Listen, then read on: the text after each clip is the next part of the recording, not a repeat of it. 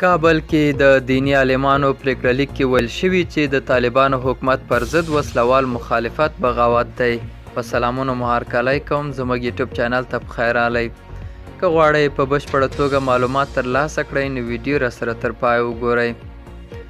په کابل کې د طالبانو د دیني عالمانو د رابلل شوي لویې غونډې په وروستۍ ورځ پریکړه لیک کې ویل شوي چې د طالبانو د حکومت پر ضد وسلوال مخالفت بغاوت دی.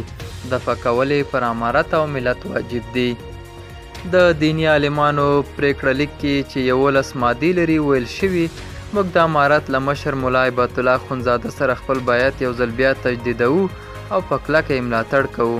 نوموړی مو د امیر په حیث منلی او منو یې. د دیني عالمانو یو ګډونوال چې پریکړه لیک کې لوسته وویل په دې ناسته کې څه باندې 4500 کسانو برخه اخیستې ده. دا و زموږ نننۍ چمتو شوې ویډیو. تر بیا ښه وخت، ښې چارې.